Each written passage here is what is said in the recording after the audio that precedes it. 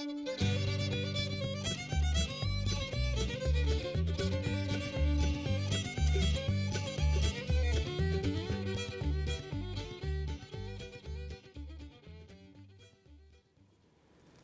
time you light a fire, you're supposed to talk to it. Ask it to teach you something good, and it'll teach you something good. Hansa, wapastem kaso. Hello, my name's Whitehorse. My colonized name Jason Bigcharles. And today I'm going to pass some knowledge on, and this knowledge is all about wapos tapagwan, or wapos tapagwiwin, so snaring rabbits.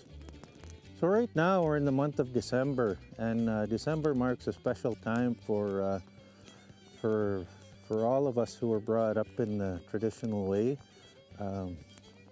because just there being snow on the ground is seen as a blessing, because with December we consider it storytelling month. One of our most cherished stories, the stories of Wisakitsak, we are actually not even allowed to say Wisakitsak's name unless there's snow on the ground, because we were told if we say Wisakitsak's name when there's no snow on the ground, that Wisakitsak will get offended and bad things will happen to us. So with that winter solstice, December 21st moon, we call it the storytelling moon. Some call it Mantupîsim, which is also the God's moon, but that's a very special moon for us.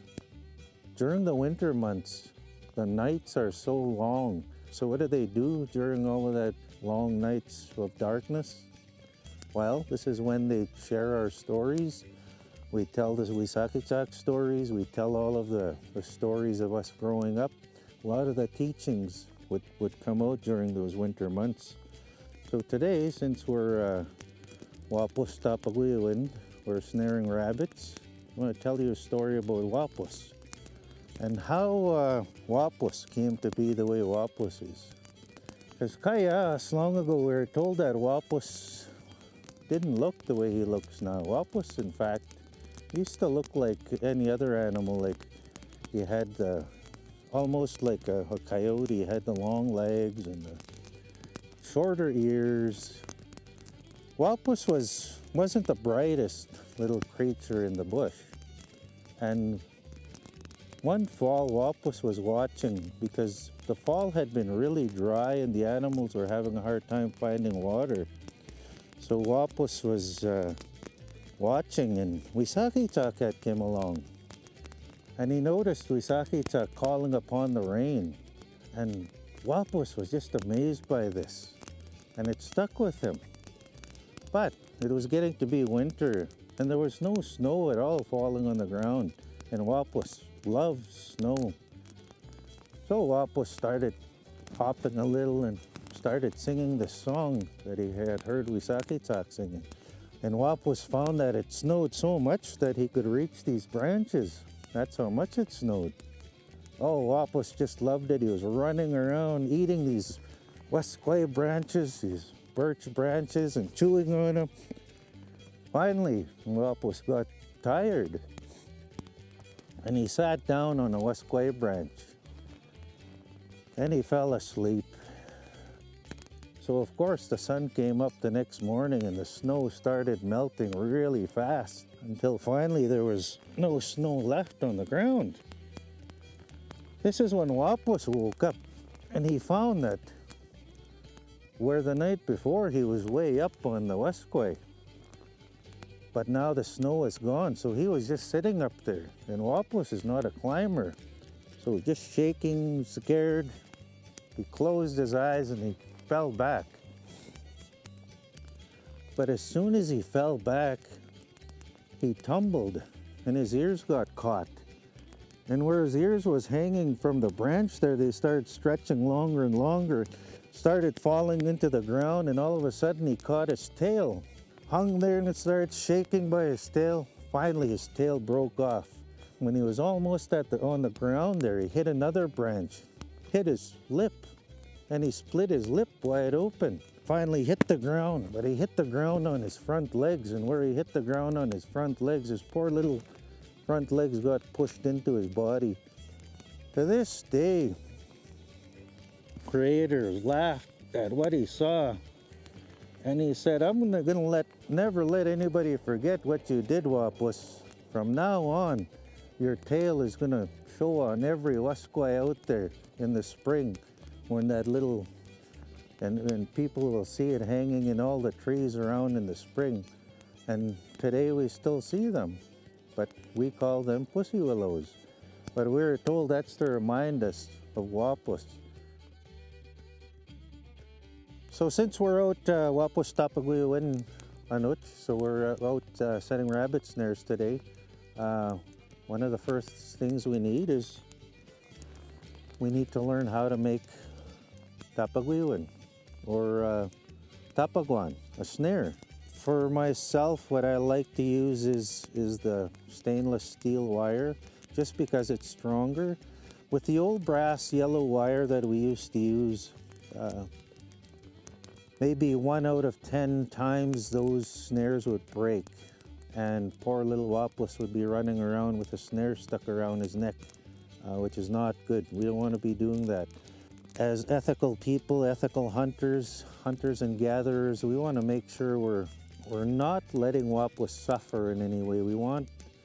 We're basically asking Wapus to give us his life so that we could sustain ourselves. So we've got a Wapus miskinas here, a rabbit trail. It's probably a good place to set our tapaguan, our snare. When I set the snares, I like to make sure that I use a tree or a stick that's along the trail, because it's grown into the ground and the roots are going to help hold the tree.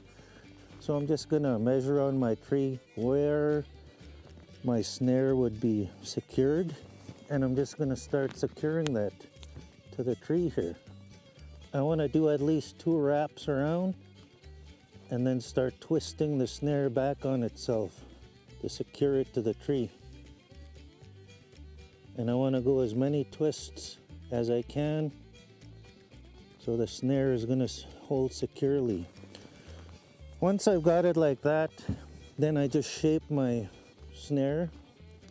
So now I know my fist can fit through there, so Wapus's head is going to fit through there. It's usually a good idea just to use the sticks around, just to make a little kind of a gate that sort of makes Wapus go where I want him to. So I'd use a stick like this and sort of branch it, put that branch as an archway, sort of guiding it. So even if Wapus's head is a little high, he's gonna put his head down to get through this, past this tree here, and he's gonna aim his head directly into my snare. So with our Wapus tapaguan, we want to check these things every single day. We have crows, we have lynx, we have all kinds of other critters out there who are looking for Wapus. If we do catch Wapus, those animals are going to smell our Wapus and come try and steal it. And when we do catch a Wapus, we want to make sure we're respectful of that animal and we're collecting it for our use, and we're giving thanks to the animal for giving up its life for us. I was always taught that we show them our respect by thanking the animal and showing how much we appreciate any animal giving its life to sustain our lives. How simanto, nanas kamano mitsun, how no komwapos, kananas komten o mitsun. O Creator, we give thanks for this food.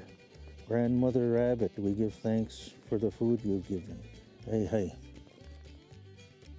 All right, final step to making our Wapus mitsamapoy, of course, is putting all the other pieces into our soup, our rabbit stew. So I've diced up some onions, some celery,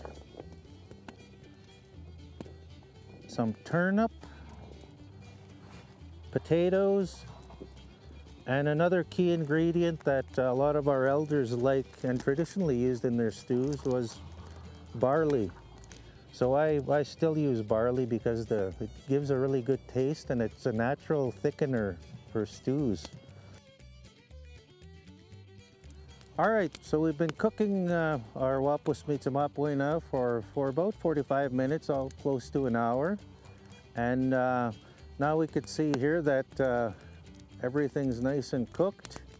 So thank you very much for joining me today and going through this process and passing this knowledge on. Hopefully you learned something, and hopefully you get to try out some pawahcahkinasîsipîsim.